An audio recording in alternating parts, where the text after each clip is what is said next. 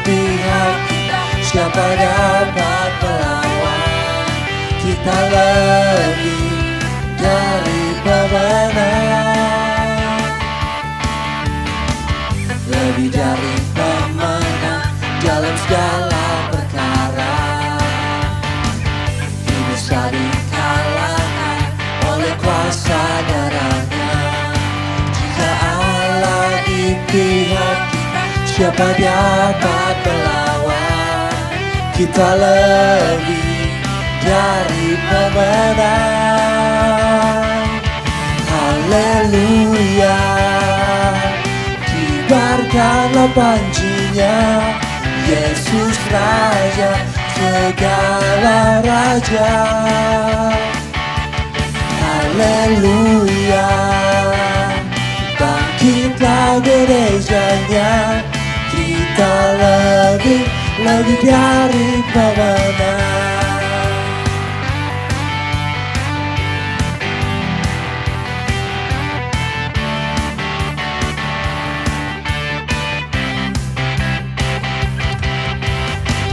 Lebih dari pemenang dalam segala perkara. Iblis tak dikalahkan oleh kuasa darahnya. Jika Allah di pihak kita, siapa dapat melawan? Kita lebih dari pemenang. Haleluya, kibarkanlah panjinya, Yesus Raja segala raja. Haleluya, bangkitlah gerejanya, kita lebih dari pemenang. Haleluya, kibarkanlah panjinya, Yesus Raja segala raja. Haleluya, bangkitlah gerejanya, kita lebih dari pemenang. Kita lebih dari pemenang. Kita lebih dari pemenang.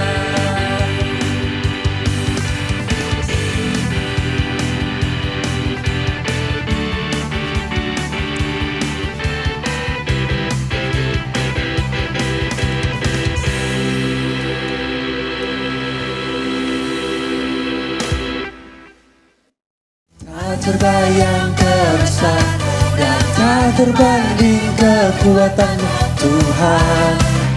Kau megah bagiku segenap jiwa dan pengharapan, telah ku serahkan untuk rencana-Mu Tuhan.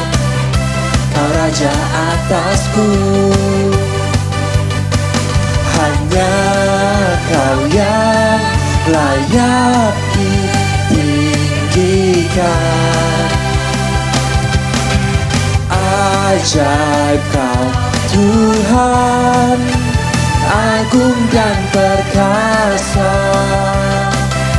Kau sumber kemenanganku, layak berkuasa, memerintah selamanya. Yesus, Kaulah Raja mulia.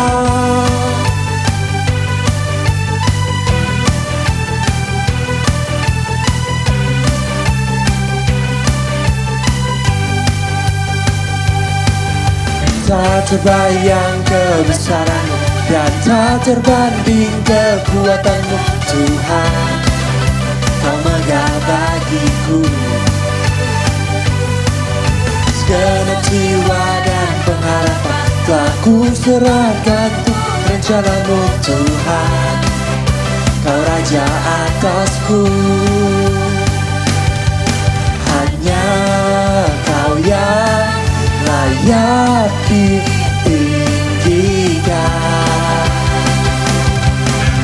Ajaib Kau Tuhan, Tuhan, agung dan perkasa.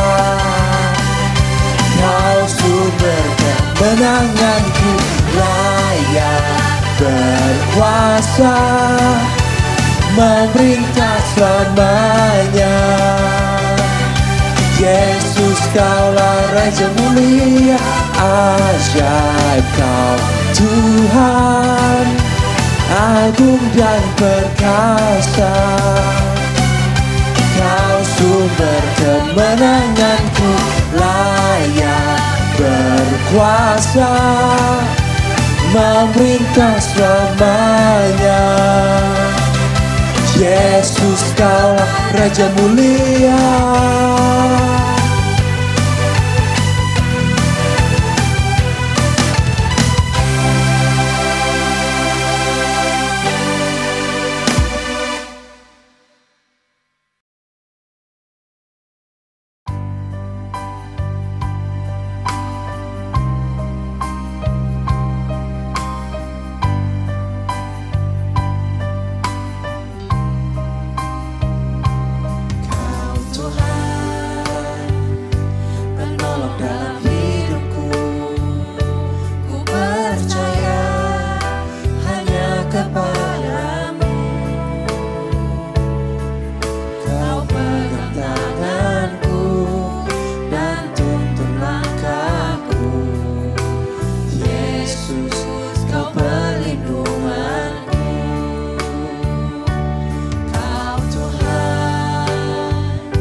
Kekuatan dalam hidupku, penolongku dalam kesesakan.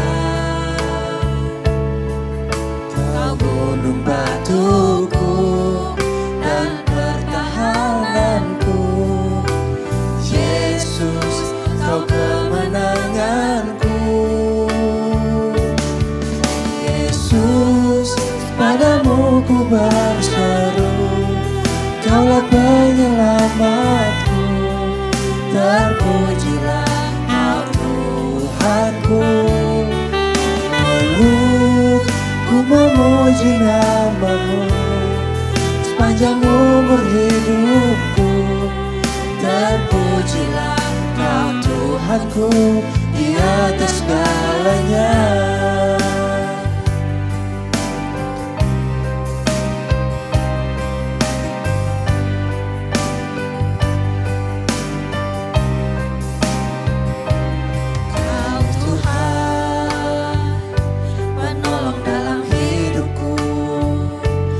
Percaya hanya kepadamu. Kau pegang tanganku dan tuntun langkahku. Yesus, Kau perlindunganku.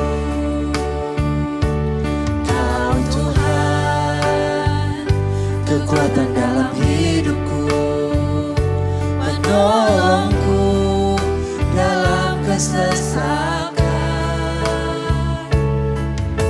Kau gunung batuku dan pertahananku. Yesus, Kau perlindunganku. Yesus, padamu ku berseru, Kaulah penyelamatku, terpujilah Kau Tuhanku. Meluk ku memuji nama-Mu sepanjang umur hidupku, terpujilah Kau Tuhanku di atas segalanya.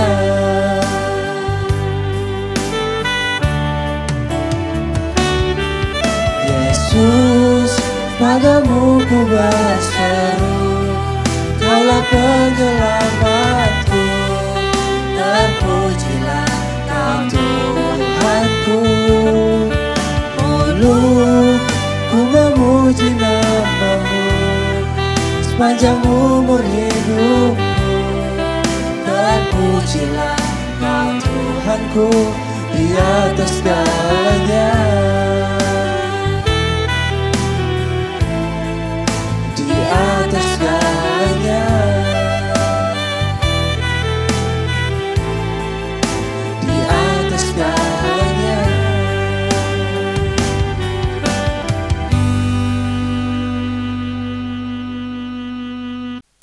Shalom saudara sekalian. Mari sebelum kita masuk dalam firman Tuhan, lebih dulu kita akan berdoa. Bapa di surga, kami mengucap syukur pagi hari ini kembali boleh datang beribadah kepadamu, memuji, menyembah, memuliakan namamu, bertepatan dengan peringatan hari kelahiranmu, hari Natal ini. Sebentar kami akan dengar firman-Mu, bila kiranya Engkau mengurapi dan memakai lidah bibirku untuk menyampaikan isi hatimu. Dan pengurapan-Mu turun atas semua jemaat-Mu sekalian, sehingga setiap kami boleh mengerti apa yang Kau firmankan pagi hari ini. Di dalam nama Tuhan Yesus Kristus kami berdoa. Sama-sama kita katakan, amin. Ya, shalom saudara sekalian.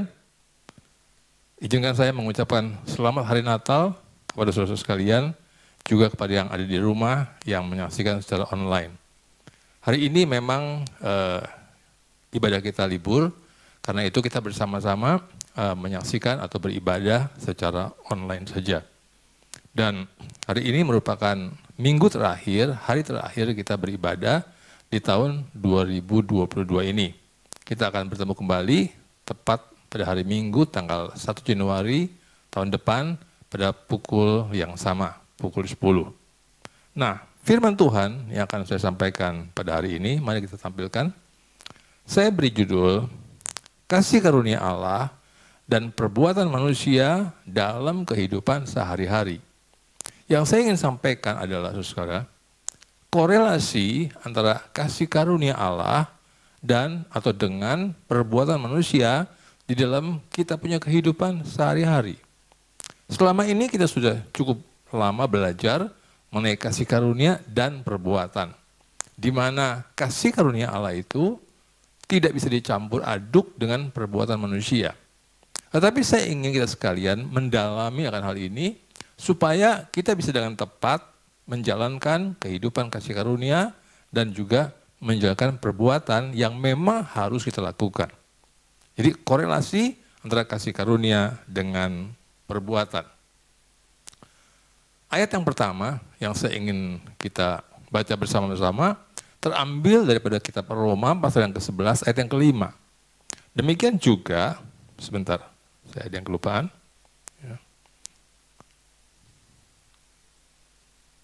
Demikian juga, pada waktu ini ada tinggal suatu sisa menurut pilihan kasih karunia. Tetapi jika hal itu terjadi karena kasih karunia, maka bukan lagi karena perbuatan. Sebab jika tidak demikian, maka kasih karunia itu bukan lagi kasih karunia. Di dalam ayat ini, memang ini merupakan ada satu konteks tentang pemilihan umat Tuhan. Di mana Tuhan katakan, ada satu umat yang dia pilih berdasarkan kasih karunia. Ada sisa umat, sejumlah umat yang dipilih berdasarkan kasih karunia. Oleh karena sebagian besar di antara mereka menolak kehadiran Tuhan. Dan di sini dikatakan, Rasul Paulus mengatakan, semua ini bukan karena perbuatan. Jadi artinya bukan karena apa yang dilakukan oleh umat pilihan itu, sehingga mereka dipilih oleh Tuhan, tapi semuanya semata-mata karena kasih karunia Tuhan saja. Oleh karena memang Tuhan yang ingin memilih mereka. Sebab kalau itu karena perbuatan, maka itu tidak bisa disebut kasih karunia. Itu yang dimaksud oleh Rasul Paulus. Jadi kasih karunia itu tidak boleh dicampur dengan perbuatan manusia. Kasih karunia Allah tidak boleh dicampur dengan perbuatan manusia. Itu satu prinsip yang penting sekali, saudara sekalian, di dalam kita mengenal pelajaran Injil kasih karunia. Saved by grace through faith, not by works. Ada ayat yang terkenal daripada Efesus pasal 2 ayat 8 sampai dengan 9. Sebab karena kasih karunia kamu diselamatkan oleh iman. Itu bukan hasil usahamu, tetapi pemberian Allah. Itu bukan hasil pekerjaanmu. Jangan ada orang yang memegahkan diri. Di dalam ayat ini, saudara sekalian, kita berbicara khusus tentang keselamatan, bukan tentang yang lain. Dan semua orang percaya harus memegang teguh akan ayat ini dan tidak boleh digoyahkan, tidak boleh terombang-ambing, tidak boleh dikacaukan dengan hal-hal yang lain. Dikatakan apa? Karena kasih karunia kamu diselamatkan. Itu dulu. Manusia itu diselamatkan karena kasih karunia. Artinya apa? Karena kasih Allah yang Allah karuniakan kepada kita. Yang bisa kita terima oleh iman kita, melalui percaya kita kepada Tuhan Yesus. Jadi kasih Allah itu Allah karuniakan. Manusia, kita sebagai manusia berdosa, kita sama sekali tidak layak untuk menerima kasih Tuhan. Tidak layak untuk menerima keselamatan. Tidak layak untuk menerima kebaikan Tuhan. Oleh karena itu perlu Tuhan yang berinisiatif melakukan sesuatu. Dan itu berbicara mengenai karunia. Allah mengaruniakan kasih-Nya. Sehingga dengan demikian melalui Dia mengkaruniakan kasih-Nya, melalui anugerah kasih-Nya yang kita terima dengan iman, maka kita diselamatkan. Tidak ada jalan lain di mana manusia bisa diselamatkan kecuali by grace through faith, melalui kasih karunia oleh iman. Dan ditegaskan lagi di ayat berikutnya, itu bukan hasil usahamu. Jadi saudara sekalian, ya, perhatikan. Jangan ada lagi orang-orang, Anda, orang Kristen, yang mencoba melakukan sesuatu supaya saudara diselamatkan.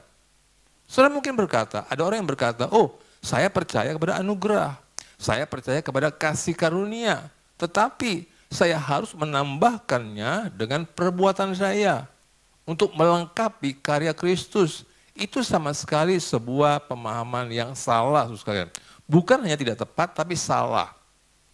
Karena Alkitab tidak mengatakan demikian. Alkitab mengatakan itu bukan hasil usahamu, tetapi pemberian Allah. Keselamatan itu bukan usaha manusia, tapi keselamatan adalah pemberian Allah. Katakan sama-sama saya, pemberian Allah. Itu bukan hasil pekerjaanmu, diulang lagi, ditekankan lagi, itu bukan hasil pekerjaanmu. Karena itu jangan ada orang yang memegahkan diri. Sampai di sini sudah harus memegang dengan teguh bahwa ini berbicara mengenai keselamatan. Keselamatan hanya by grace through faith. Mari kita lanjutkan. Diselamatkan dari apa? Tadi dikatakan kamu diselamatkan by grace through faith. Diselamatkan dari apa? Dari maut. Oleh karena Alkitab mengatakan, Roma 3 ayat 23, semua manusia sudah berbuat dosa dan kehilangan kemuliaan Allah. Roma 6:23 mengatakan apa? Dan upah dosa itu adalah maut. Maut itu bukan hanya berbicara mengenai kematian jasmani, mati masuk ke kuburan, tapi maut ini berbicara mengenai terpisah dengan Allah selama-lamanya di dalam neraka. Saudara tahu di dunia ini hidupnya susah, banyak susahnya. Tapi sesusah-susahnya kita manusia ini masih bisa punya pengharapan kalau kita punya Tuhan. Kalau kita percaya sama Tuhan, sesusah-susahnya, sedikitnya ada cahaya pengharapan kalau kita percaya sama Tuhan. Tapi bagaimana kalau kita terpisah dengan Allah? Apalagi terpisahnya bukan di dunia, terpisahnya dalam neraka. Itu satu kondisi atau keadaan, atau penderitaan yang tidak bisa kita pikirkan, tidak bisa kita duga seperti apa. Diselamatkan dari maut. Roma 8 ayat 1, ayat ini cukup sering kita baca.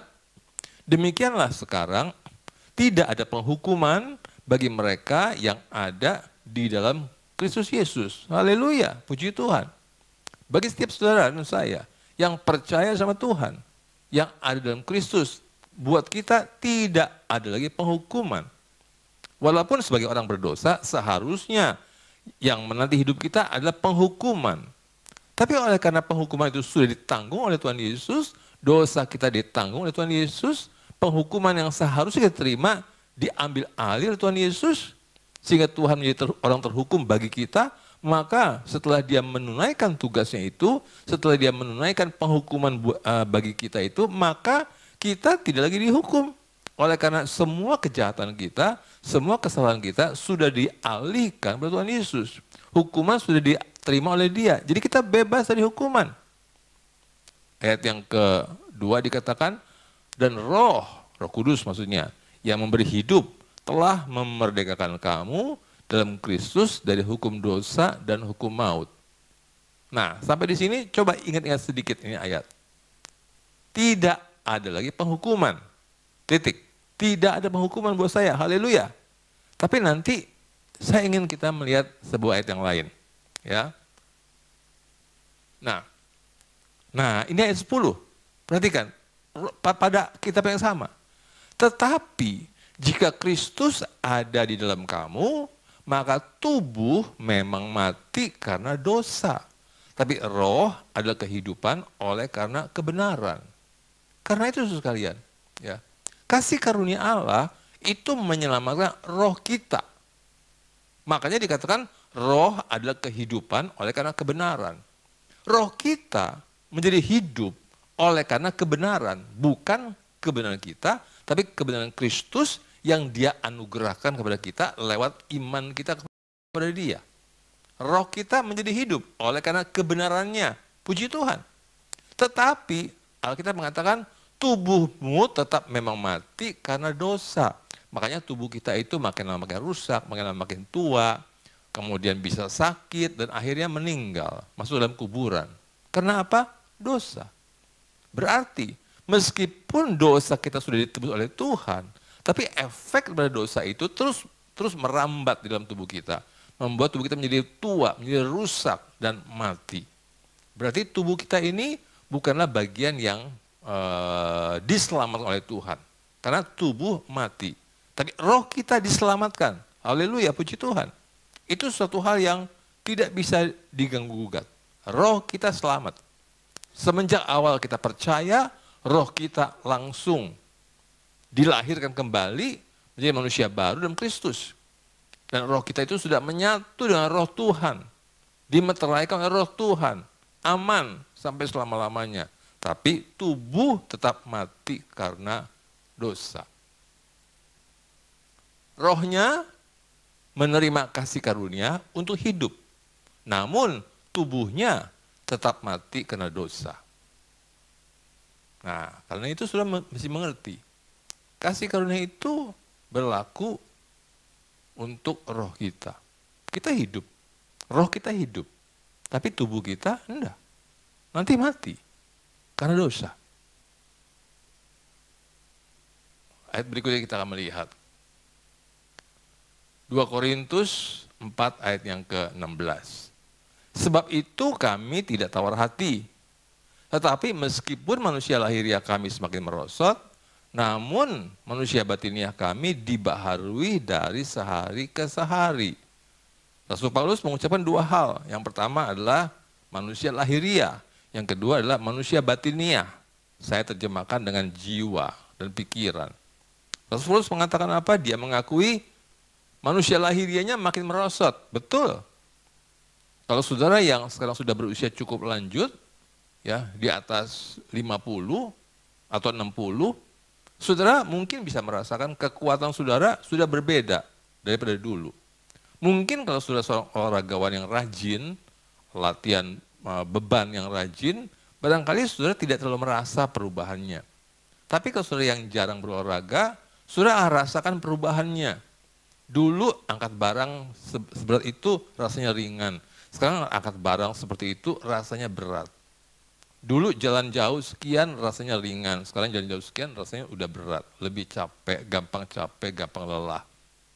Kenapa? Manusia lahiriahnya itu merosot. Tidak bisa tidak merosot, saudara sekalian. Ya. Tapi puji Tuhan bahwa manusia batiniahnya itu, jiwanya itu bisa dibaharui dari sehari ke sehari. Makanya saudara-saudara yang punya hidup kerohanian yang terjaga, maka sudah bisa merasakan, meskipun pada waktu saudara melihat cermin, saudara tahu usia saudara sudah meninggi, ya, saudara lihat kulit saudara sudah berubah menjadi lebih tua. Tapi puji Tuhan, kalau saudara-saudara yang punya kehidupan jiwa atau kehidupan rohani yang terjaga, maka saudara bisa merasakan bahwa jiwa saudara itu tetap muda, ya. Tetap muda rasanya. Saudara tidak merasa, saudara tahu umur saudara 50, 60, 70. Tapi jiwa saudara merasa muda. Jiwa saudara merasa mungkin masih seperti 30, seperti 40.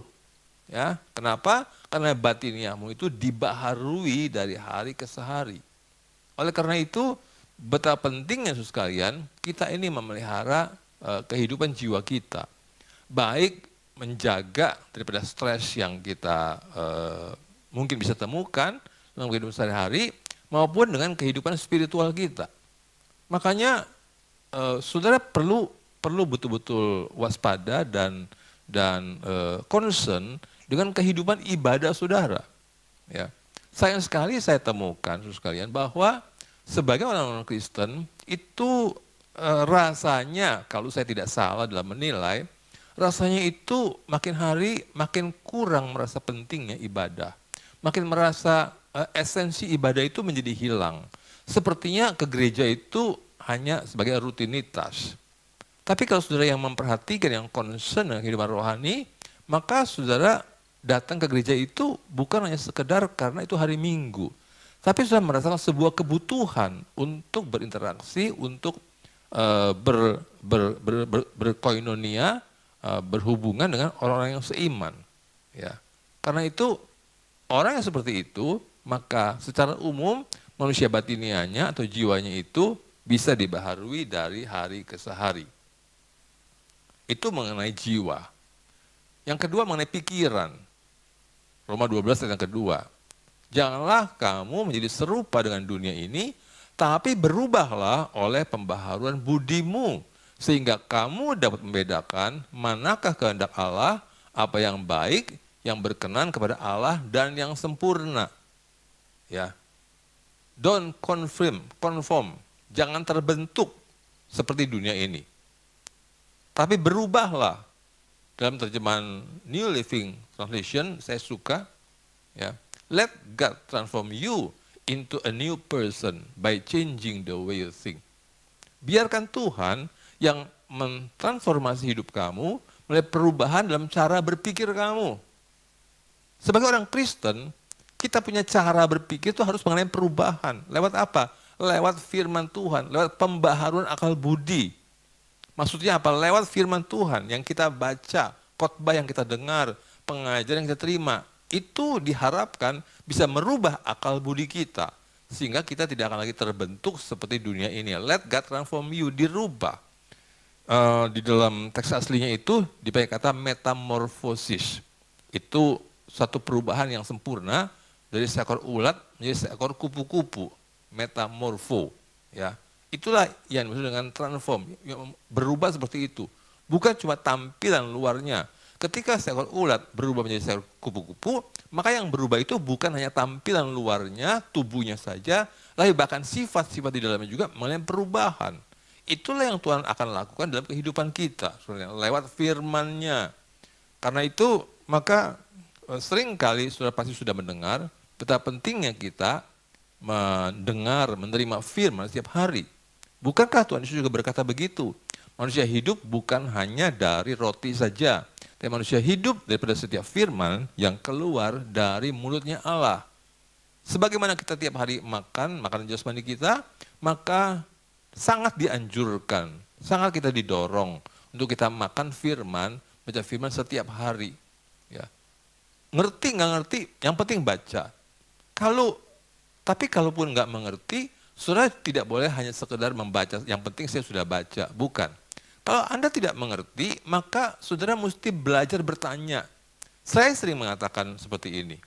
Orang belajar itu ada dua hal. Yang pertama dia mendengar, menerima. Yang kedua dia bertanya. Kenapa? Orang yang bertanya artinya dia mendengar. Kalau dia tidak mendengar, dia tidak bertanya. Sebab kalau dia tidak mendengar, dia tidak tahu mana yang dia mengerti, mana yang dia tidak mengerti. Tapi kalau dia mendengar dan dia tahu, dia dengar apa yang dia tidak mengerti, dia akan bertanya. Itulah proses belajar yang terbaik, bertanya, bertanya, bertanya. Tapi ketika sudah membaca Alkitab di rumah, kan mungkin sudah nggak ada orang yang bisa bertanya. Tanya sama Tuhan. Yang penting tanya saja.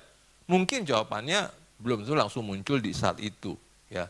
Tapi sewaktu-waktu, kalau kapan Tuhan lakukan sesuatu, maka sudah tiba-tiba bisa mengerti. Atau kalau ketemu teman, siapapun di gereja, di pergaulan kantor, sudah bertanya. Ya, tentunya sudah nggak bisa nanya semua orang. Sudah hanya bisa bertanya kepada orang-orang yang sudah tahu mereka itu concern dengan firman Tuhan. Ya. Ini mengenai jiwa dan pikiran. Jadi ada tiga hal ya kita tahu ya. Elemen hidup manusia itu roh, jiwa, dan tubuh. Itu tiga elemen. Dan seringkali kita memang memisahkan tiga elemen tersebut.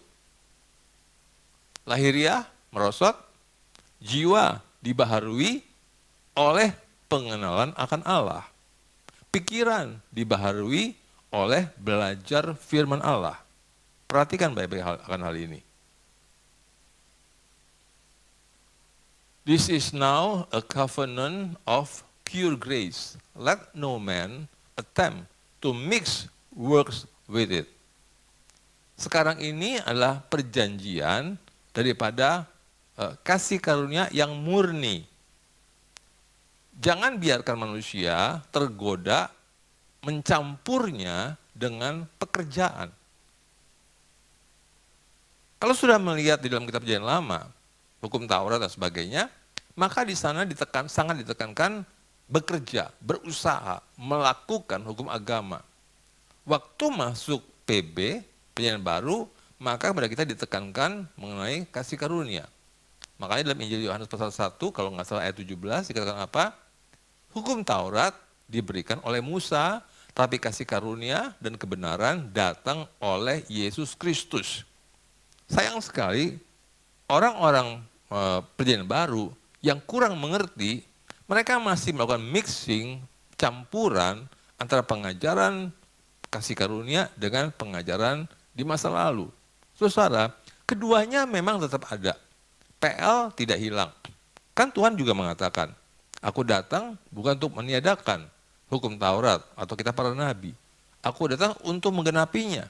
Bahkan sebelum semua selesai, semua terjadi, satu titik, satu iota tidak akan dihilangkan dari hukum Taurat. Jelas, tetap ada sekalian. Tetapi kita harus memahami bagaimana, kapan waktunya, dan kepada siapa kita mengajarkan hukum-hukum Perjanjian Baru dan hukum-hukum Perjanjian Lama. Harus bisa dibedakan hal itu. Jangan dicampur aduk. Seringkali saya sudah cukup sering mengatakan hal seperti itu. Ya.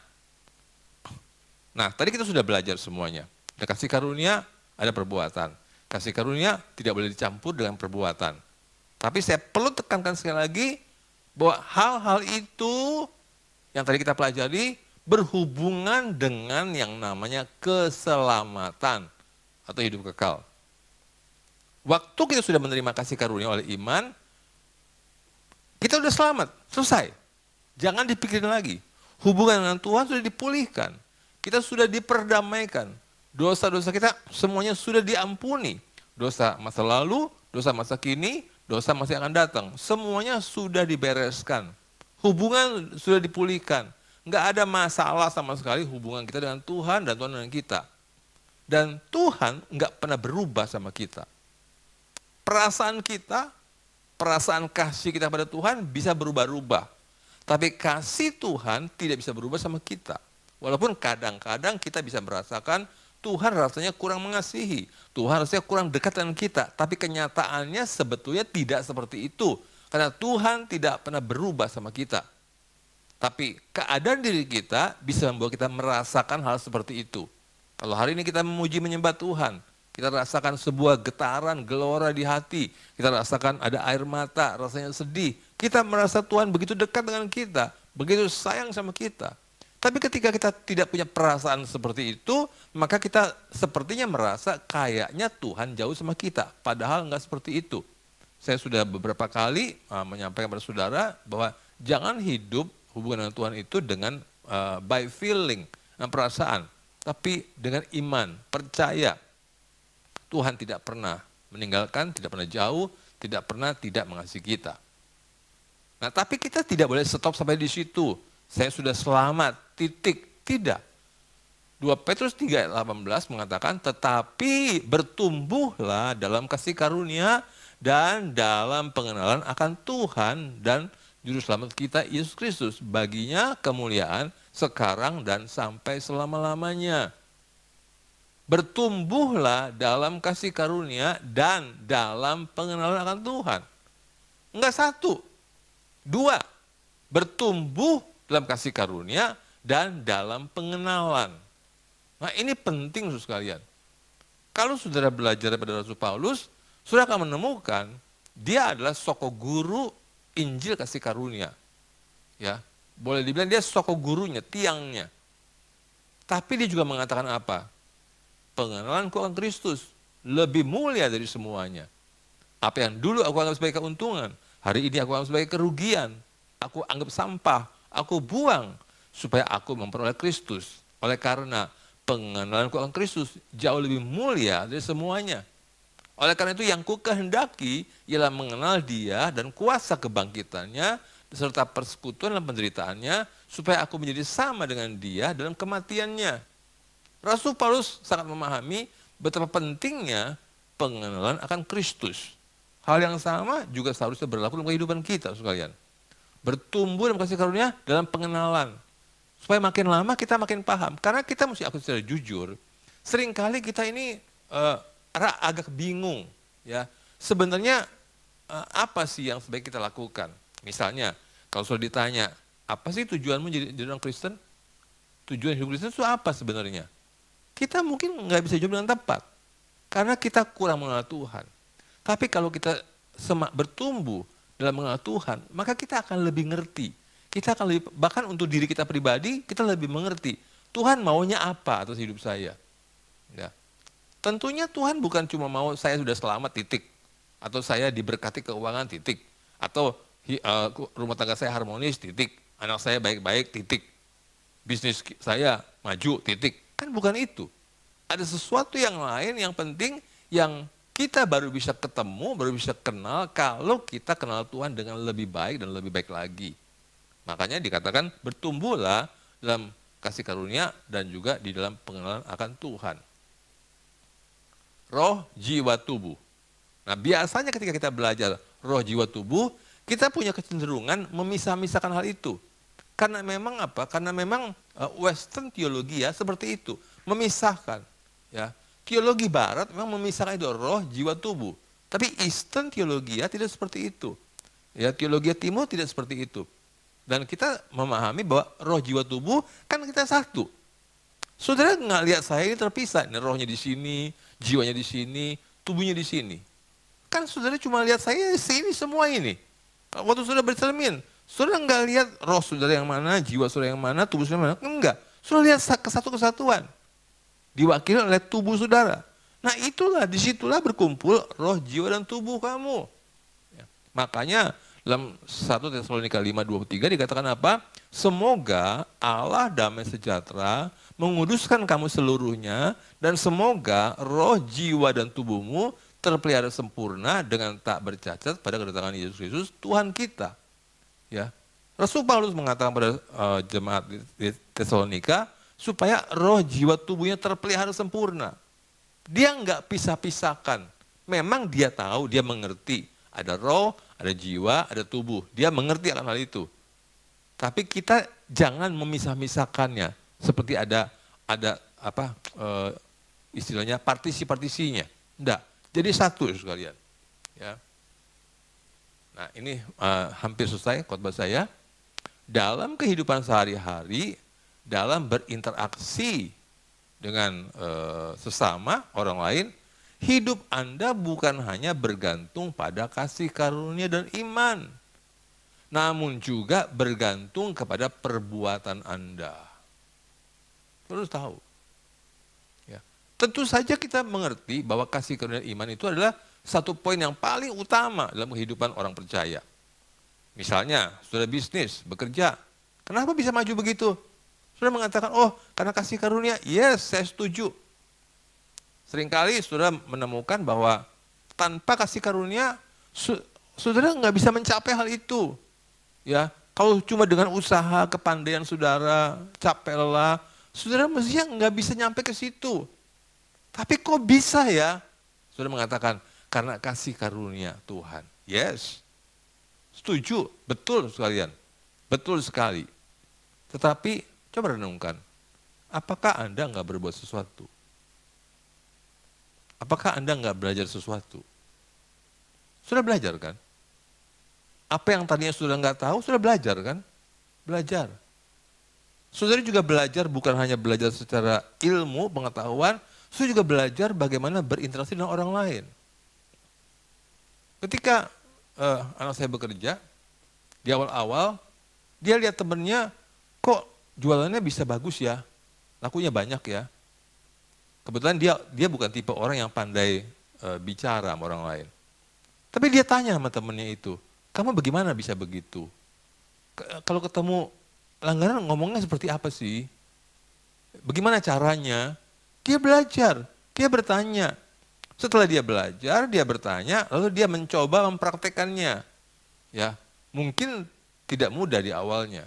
Tapi ketika dia mempraktekannya, maka lambat laun hasilnya ada, muncul sekalian. Ya.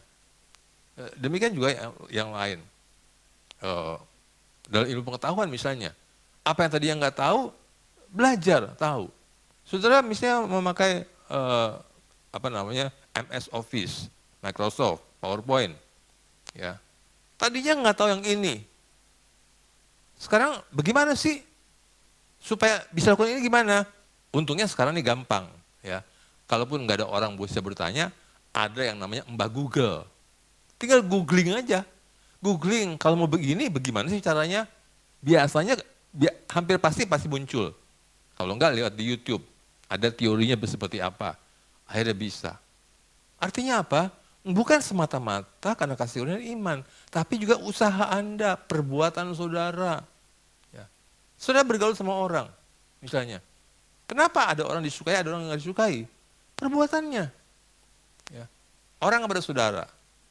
Orang yang bisa baik dengan saudara, saudara responnya juga baik. Ya. Kalau orang itu nggak baik, saudara cenderung, kalaupun saudara nggak mau balas dan tidak baik, saudara cenderung menghindar dari dia, menjauh dari dia. Semua itu ada unsur perbuatannya, sekalian.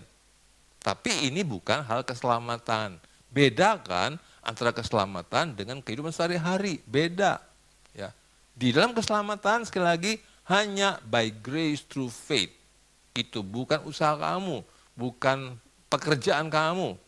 Tapi dalam kehidupan sehari-hari, grace, faith, and works. Kalau Anda tidak mau bekerja, Anda cuma mengatakan, ada Tuhan, Anda tidak akan dapat sesuatu. Ya. Saya mau singgung sedikit, kemudian saya ingat, tentang finansial. Mungkin masih ada yang lain, tapi saya teringat tentang finansial. Saya mau katakan pada saudara, ya, kenapa ada orang susah hidupnya? Dua kemungkinan. Jawabannya sebetulnya besar pasak dari tiang. Kalau Anda mendengar kata-kata ini, besar pasak dari tiang, cenderung pendapat kita apa? Oh, boros dia. Karena boros, banyak pengeluarannya daripada pendapatannya. Mungkin seperti itu. Tetapi besar pasak dari tiang, kemungkinan juga adalah penghasilannya tidak mencukupi buat kebutuhannya. Makanya dia selalu kekurangan, dia susah. Ya. Dan kalau yang pertama, ya sudah, bertobat dong, kurangin dong senang-senangnya. Kan duitnya nggak punya. Tapi kalau yang kedua, maka sudah mesti memikirkan bagaimana caranya mendapatkan income tambahan supaya minimal pengeluaran Anda, pemasukan Anda mencukupi untuk pengeluaran Anda. Ya. Dulu saya pernah ketemu suami istri, ya. Dia cukup susah lah. Waktu bincang-bincang, akhirnya ketahuan bahwa suaminya pintar masak. Saya bilang, ya udah kamu masak aja. Itu loh. Enggak ada modal, enggak ada apa, misalnya kuali lah, apalah. Saya bilang, nanti bisa lah, coba gereja bantu lah dikit. Ya. Jawabnya apa? Enggak mau. Ya sudah, tamat kalau udah begitu. Udah mau kok. Padahal kepandaian punya. Ya. Saya pernah ketemu dengan seseorang dekat rumah saya, anak muda, ya dia keluarga susah, tapi dia bilang, sekarang wajahnya senang waktu itu. Kenapa? Dijual koran. Itu zaman sebelum digital sekarang. Dia dagang koran, tiap hari dagang koran, bla bla bla. Wajahnya happy sekalian, ya, karena dia berusaha. Jadi dalam pelajaran kali ini kita belajar tentang kasih karunia dan iman. Dalam hal keselamatan, kasih karunia, iman, dan perbuatan dalam kehidupan sehari-hari. Ya. Tuhan memberkati sekalian. Mari kita tutup dalam doa. Tuhan, kami akhiri pembelajaran firman Tuhan pada pagi hari ini. Aku berdoa Tuhan, Biarlah kiranya semua yang kami dengar pada pagi hari ini boleh menjadi sesuatu petunjuk buat kehidupan kami, supaya kami bisa menjalankan dengan lebih baik di hari esok. Terima kasih untuk setahun ini Tuhan sudah pimpin, tolong berkati setiap kami. Biarlah kiranya Engkau terus pimpin kami sampai kepada akhir tahun ini, dan kami akan mulai pada tahun yang mendatang dengan kehidupan yang lebih baik di dalam segala halnya. Kami percaya kalau kami mau bertumbuh dalam kasih karunia dan dalam pengenalan, maka kami akan punya kehidupan pengalaman yang lebih baik lagi di tahun depan. Terima kasih Bapak, Engkau memberkati semua jemaat-Mu yang mendengar, yang mengikuti khotbah online pada pagi hari ini. Mari kita akan akhiri, angkatlah kedua tangan saudara, terimalah berkat melimpah, kasih anugerah, kasih setia daripada Allah Bapa di surga, dalam anak yang tunggal, Tuhan kita Yesus Kristus, serta dalam persekutuan yang manis dengan Roh Kudus, menyertai saudara sekalian setiap saat, sampai Tuhan Yesus datang kembali yang kedua kalinya, menjemput kita dari taman permai, bahkan sampai selama-lamanya. Dalam nama Tuhan Yesus, sama-sama katakan, amin. Selamat hari Minggu, Tuhan memberkati saudara sekalian. Sampai ketemu pada ibadah awal tahun tanggal 1 Januari pukul 10 pagi. Tuhan Yesus memberkati saudara sekalian. Amin.